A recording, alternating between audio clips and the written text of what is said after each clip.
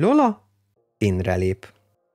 Él valahol a nagyvilágon, talán éppen a szomszéd utcában, egy mindig vidám kisfiú, akit Tobiasnak hívnak ugyan, de mindenki a becenevén Tobinak szólítja. Egy szép napon, mikor Tobi az óvodában az ebéd után alváshoz készülődött, két fontos dolog járt a fejében. Az egyik, hogy miért nem lehet minden nap palacsintát tenni ebédre, amikor azt minden gyerek szereti. A másik pedig, hogy vajon megkapja a hétvégén születésnapjára a fantasztikus helit.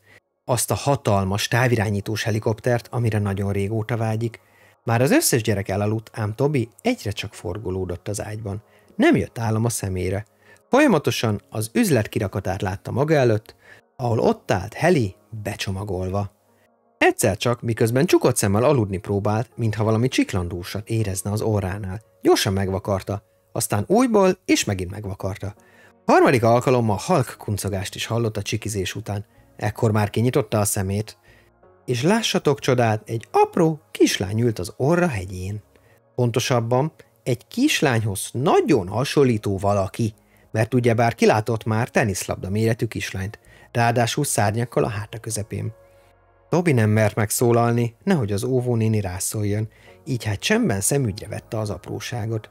Hogy mit látott? Egy csillogó, lila ruhát, két szőke copfot, mindkettőben lila szalagot, ugyanilyen színű topánkát és retikült, két szivárványszínű szárnyat és a világ legcsillogóbb szemeit, amelyek éppen őt szemlélték. Kisvártatva a szemek tulajdonosa megszólalt. Szia, Tobi! Lola vagyok, a te saját tündéred. Remélem, nem ijesztettelek meg nagyon. Tényleg igazi tündér vagy? Csodálkozott a kisfiú, még köszönni is elfelejtett. Igen, láthatod, vannak szárnyaim is, a táskám pedig varázslatos dolgokkal van tele.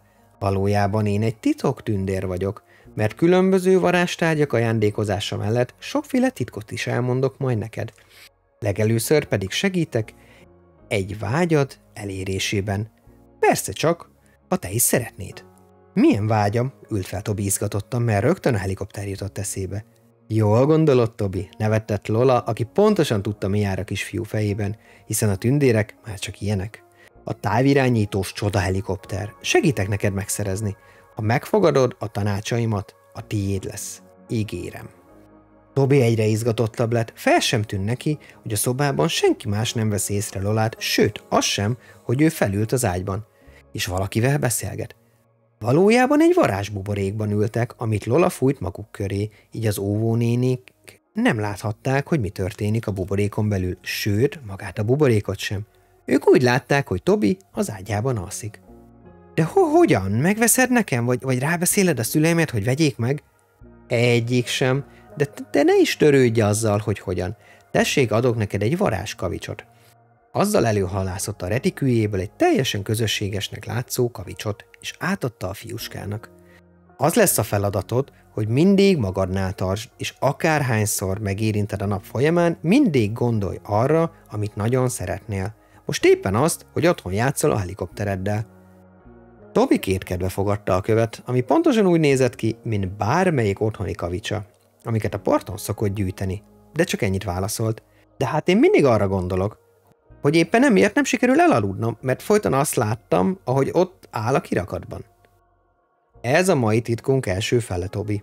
Ne arra gondolj, hogy a boltban van, mostantól az a szabály, amit mondtam. Az járjon a fejedben, hogy már a tiéd az a játék. Képzeld el, ahogy játszol vele, és pontosan gondold ki, hogyan és hová repteted majd először. Ne törődj vele, hogy hogyan kapod meg. Segítségül elárulom a titok másik felét is.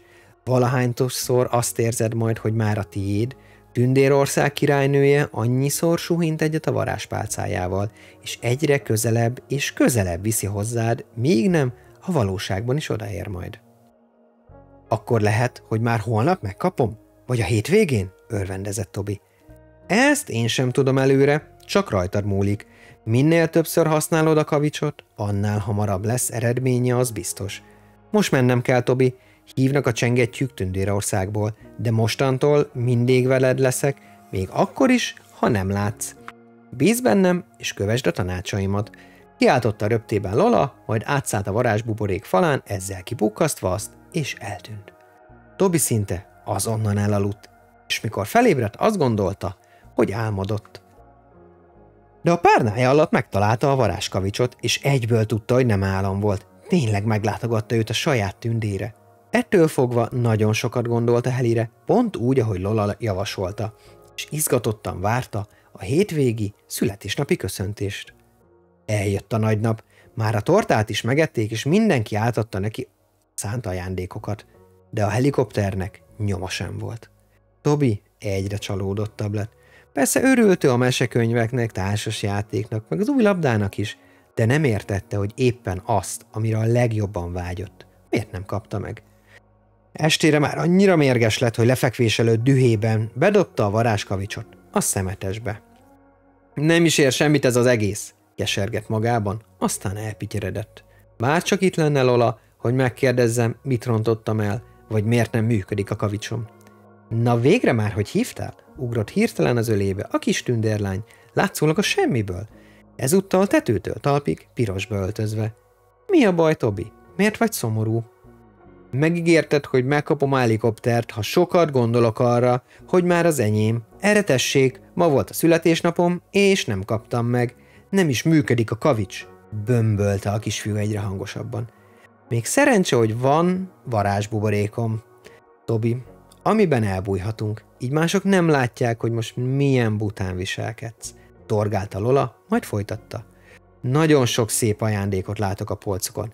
Ezeknek talán nem kellene örülni? De igen, én is örülök. Csak azt hittem, hogy a helit is megkapom, mert azt mondtad, nézett vádlóan Lolára. Várjunk csak egy percet, barátocskám, emelte fel mutató ujját Lola, ami nála annak a jele volt, hogy kezd mérges lenni. Azt mondtam, gondolj sokszor arra, hogy már a tiéd. Igaz? Toby bólintott. Azt is mondtam, hogy ahányszor így teszel, tündérkirálynő egyre közelebb és közelebb hozza hozzád a vágyadat. Igaz? Toby ismét bólintott, és kezdett megszeppenni. De én azt nem mondtam, hogy ez pontosan mikor lesz, ugye, Toby? Nem ígértem azt, hogy ma vagy holnap kapod meg. Azt sem ígértem, hogy hogyan kapod meg. Igaz? Toby végig gondolta, amit Lola mondott, és belátta, hogy igaza van. Csak ő maga képzelt el, hogy éppen a születésnapján érkezik meg a csomag, senki sem ígért neki ilyet. Nagyon elszégyelte magát. Ne haragudj, Lola, buta voltam. Azt hittem, hogy ma kapom ajándékba, pedig ezt tényleg nem mondtad. Mormogta lehajtott fejjel, nem ismert Lolára nézni. Rendben, Toby, nem haragszom. Sőt, megígérem, hogy ha kitartóan használod a titkot, ahogy kértem, megkapod a helit. Láttam ám, amikor kidobtad a kavicsot, és most utoljára visszaadom neked. Vigyázz rá, kérlek, és ilyet ne csinálj többé. Bíz bennem, és bíz magadban is. Hidd el, megéri.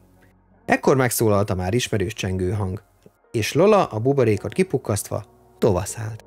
Toby még forgolódott egy darabig, végiggondolta újra, amit Lolával megbeszéltek, és bízva a kavics erejében mély álomba szenderült, megfogadta, hogy még többször fog álmodozni róla, és rendületlenül hitt benne, hogy igenis az övé lesz a helikopter.